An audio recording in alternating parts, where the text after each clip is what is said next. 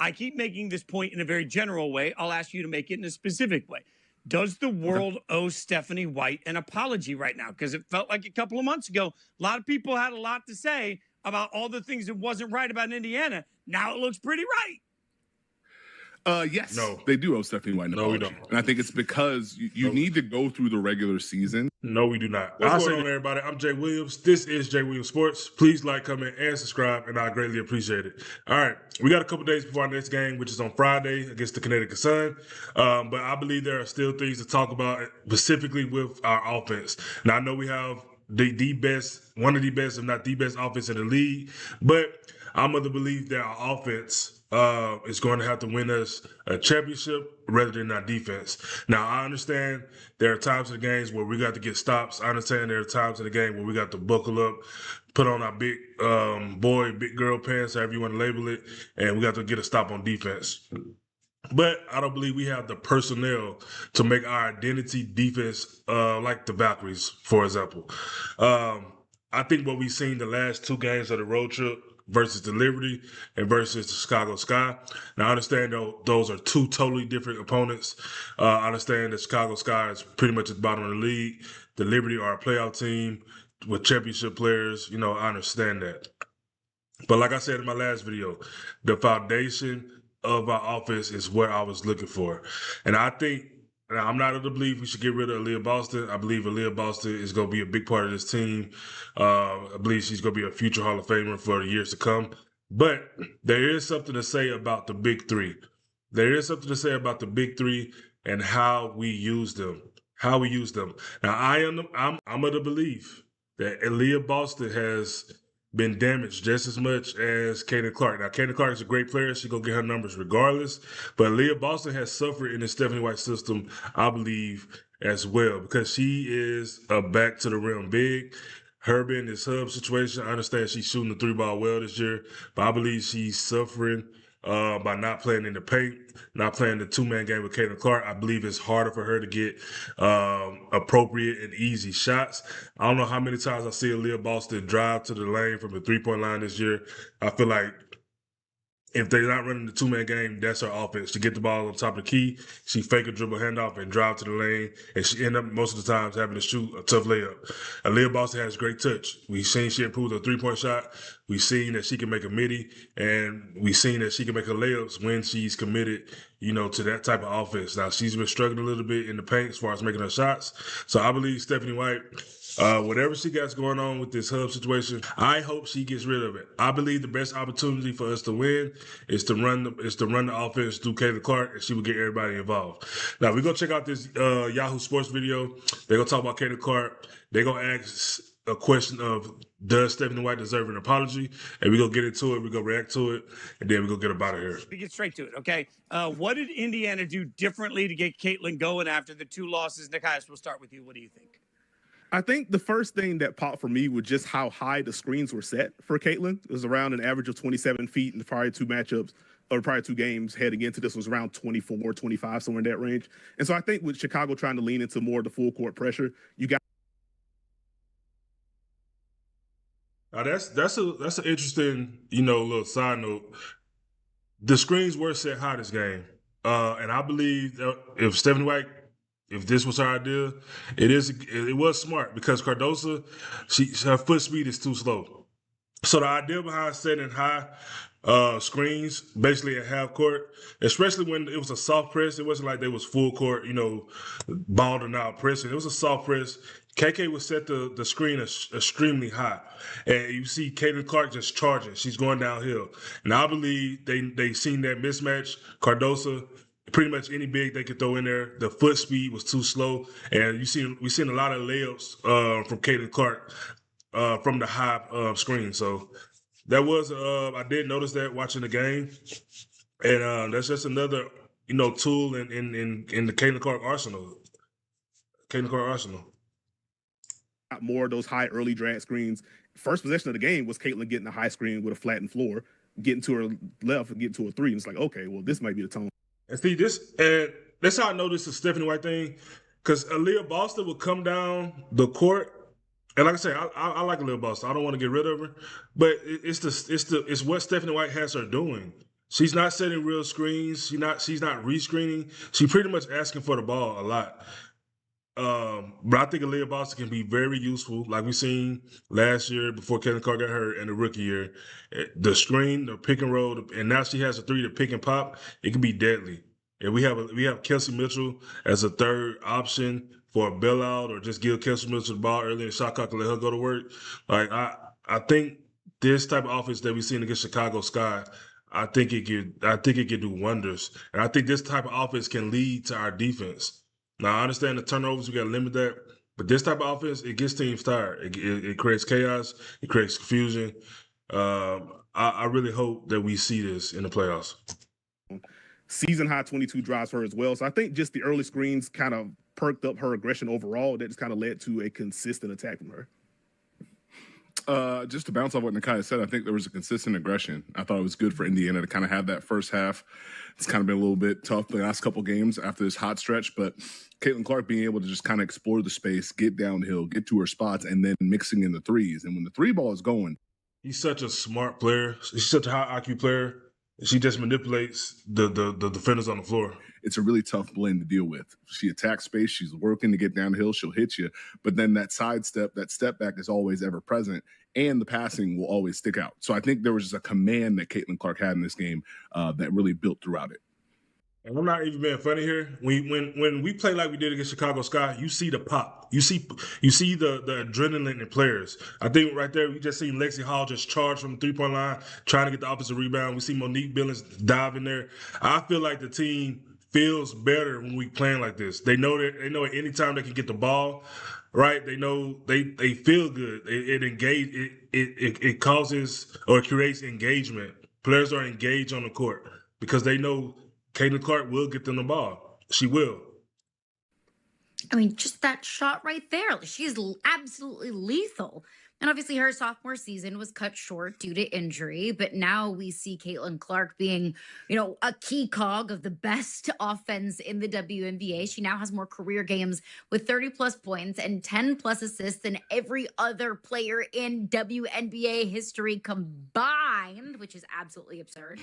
Nikai, we'll start with you. How have you seen Caitlin's game evolve this season?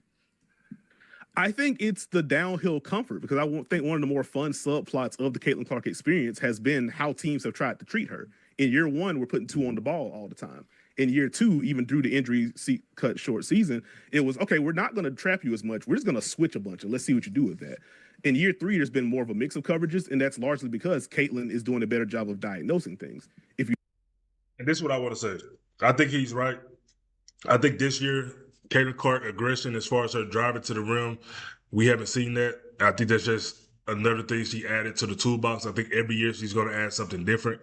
What I will say is I think this scares Stephanie White. I think we hear talk about it that, people know that before the season, they know we're going to run a pick and roll. Myers says, so what? Your job is to coach. Your job is, well, not your job specifically to build the roster, but the GM is to build the roster around Caitlin Clark, and I believe you should build around Caitlin Clark and Leah Boston to fit what they do best. And if teams are trapping Caitlin Clark, that creates an advantage. They are blitzing Caitlin Clark. That creates an advantage because she's gonna make the correct pass, and then you're gonna have a 4-on-3, or a 3-on-2. If you have shooters on the court, like we see the Lynx have, you can spray out to a shooter, and they're gonna be hesitant. They're gonna be hesitant to trap. They're gonna be hesitant to blitz because they know it's gonna leave somebody wide open. Hopefully we would have built a team with good 3-point shooters, and that's gonna limit them trapping and blitzing. But if you have players on the court that can't shoot, they're not going to stop trapping and blitzing. For what? They just going to recover because they know whoever you pass the ball to, like a Michaela Tipson on a 3-point line, or Russell or whoever it may be. If they can't shoot, they just easily can recover. You don't trap her. She's become such a good driver, and she's become such more comfortable in the middle of the floor and getting some mid-range shots that you can't really play drop against her. And like the switches, she's doing a good job of picking those apart. Now you ramp the pressure back up. That unlocks the playmaking. And so just her being able to be more comfortable inside the arc and diagnose coverages, those have probably been the two biggest things for me for how she's grown this year. Okay. Yeah, it's just the comfort. I think you've seen just an idea and an ability to get to her mid-range jump shot a lot more, to feel comfortable driving and hitting first, not just like a push off till I get to a step back. No, I might hit you, try to get this little right hand flip shot going. And so being able to have a little bit more wiggle, being able to have a little bit more comfort and having counters to what defenses want to do, as Nakia said, I think is what has allowed her to just kind of progress and stay strong throughout this season. All right, before I ask this question, I just want to be transparent here. What part? And like I said before, I think Caitlin Clark, if we get to where she is the engineer of pretty much the whole game, and that don't mean she had the ball every single possession. I'm not saying that, but if she plays her style of ball, I think she can give us a 30-10 season. I think she can. I think that would be. I don't think that would be pretty surprising either. I think that it almost would be expected. Like her scoring outbursts, her going 37. She scored 37 with 4 free throws. I think 4 or 5 free throws. Like she can easily get you a couple 30-10 seasons. I believe so. Because the one thing I love about Caitlin Clark, she gets better. She's gonna get better next year. She works extremely hard. She cares. She cares about the game. Part of the reason I love listening to Dunker Spot is because y'all make smart basketball sound so effortless. I just want to be in the group chat with you, and I want you guys to give me the answers to all the tough questions. But here's the problem. It's a little like when I cheated in calculus in high school. It's going to sound too good. You just got, just dumb it down a little bit for me when you give me the cheat code, because y'all talking ball makes me happy. All right, so let's stick there about talking ball for a second. Like, I keep making this point in a very general way. I'll ask you to make it in a specific way. Does the world owe Stephanie White an apology right now? Because it felt like a couple of months ago, a lot of people had a lot to say about all the things that wasn't right about Indiana. Now it looks pretty right. Yes, no. They do owe Stephanie White an apology. No, we don't. And I think it's because you need to go through the regular season. No, we do not. I'll say this. I don't owe her no apology. If you one of them persons or people calling her out her name or being disrespectful, then yeah, you give her an apology. Me, I don't get into all that. I just stick to basketball. We don't owe you no apology for no basketball. We don't owe you no apology for no basketball. I don't want to seem like, because I'm a big opponent of Culture Matters, and then this take might make it seem like I'm the opposite of that. But you have an extreme amount of offensive talent on this team. You were going to have one of the best offenses in the league no matter what, especially when a lot of your players, Kelsey Mitchell and Caitlin Clark, are good ISO players. I don't subscribe to this motion offense nonsense. And so we seen it's funny because we coming off the Sakai game where it wasn't no motion offense. We had CC generating a large amount of the offense, which the fans wanted to see the whole year, and now we're asking this question. But I don't believe we owe Stephanie White an apology, because we are disagreeing with her on her type of offense, the one she won't run with the hub situation, the motion offense that seems to have nobody moving, right? She says she likes the ball popping, but in this offense, the ball is not popping, right? So I don't agree with this. To kind of have the highs and lows and understand, okay, what can our team do well? What is our team struggling with? What are we trying to get to? And you don't. And then from my understanding, she's supposed to be a defensive coach. But our rotations are horrible, and I'm not saying she can force players to do the right thing, but it seems like they're not coached well enough on defense, because the rotations are horrible, the IQ is horrible. It seems like they rotate off of players who can't shoot, right, to a player that can shoot. So all they doing is force the ball, or they rotate off a player who can shoot, and they rotate to a player who can't shoot. So it leaves the player that can shoot wide open. It's so much things that are done defensively, right, that I put on coaching. Now, the effort, I don't put that on coaching. I put that on the players. And I understand that players mess up. I understand that coaching, you can tell somebody to do one thing and they do another. But this is sports. Like, at the end of the day, it always comes back to coaching. It always comes back to coaching. It's sports. Whether it's fair or unfair, it is what it is. Get Kelsey Mitchell having this streak. You don't get the consistency from Aaliyah Boston. You don't get this growth from Caitlin Clark without the rough moments. So being able to have a team that, okay, offensively, we were trying to go with more movement. We're trying to have more flow. We can't just rely on Caitlin Now I give her credit for seemingly keeping the locker room together. I will give her credit for that because the team seems together, especially with all the outside noise that has tried to enter their locker room. I give her credit for that. But as far as the on the court stuff, nah. When they're pick and roll, teams are being physical. Now you see they're kind of like playing jazz out there. Caitlin Clark and Kelsey Mitchell improvising. Aaliyah Boston always steady. Michaela Timpson in the starting lineup being able to space in different places. Lexi Hull adds a different punch.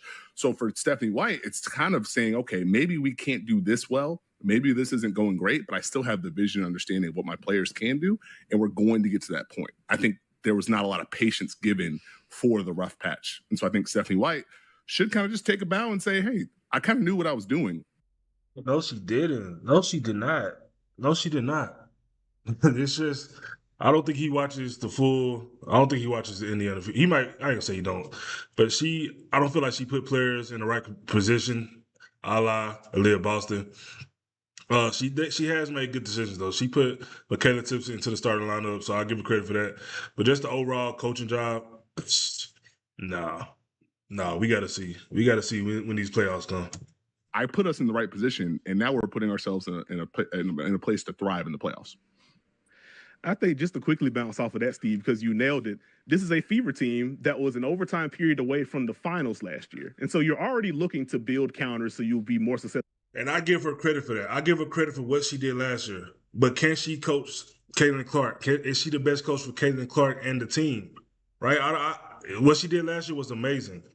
But now you got Caitlin Clark returning. Are you the coach for her? And we've seen that in the past.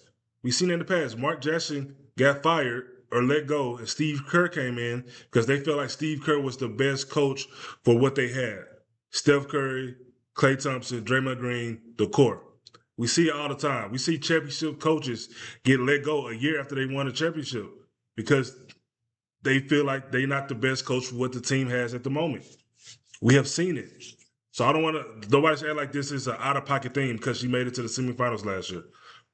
But now you have Caitlin Clark returning. Are you able to coach her to the best of her ability?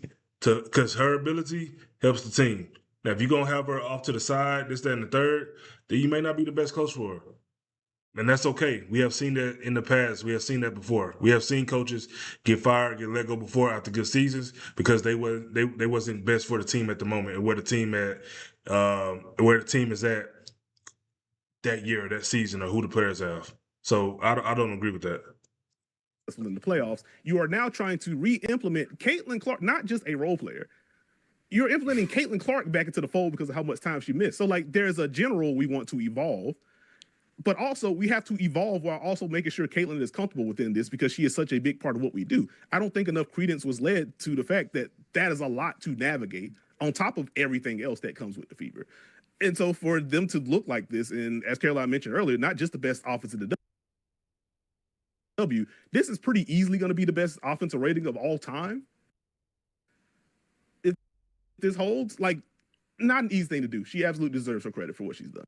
And listen, I think Stephanie White's biggest problem is she tried to implement Caitlin Clark into her system instead of changing her system for Caitlin Clark. And I think a prime example, and I bring this up all the time, is we see it with the Minnesota Lynx. The Minnesota Lynx offense are completely different than what they did last year. Completely different. Cheryl Reeves changed her offense for Olivia Miles. And I was interested to see when Fee comes back what would happen. Nothing. The offense still evolves around Olivia Miles. That's simple. That's the best example I can give you. Cheryl Reeve, a championship coach, changed her whole offense for one player because it fits her player the best. The system she runs for Olivia Miles will get the most out of Olivia Miles, who is a superstar player, which is going to make your team better. Caitlin Clark, I believe, is the best point guard in the world. She's a superstar player. You evolve your offense around Caitlin Clark and what her needs are. It's simple. But that's the video today. Let me know what you think in the comments. I'm Jay Williams. This is Jay Williams Sports. Please like, comment, and subscribe, and I greatly appreciate it. Peace.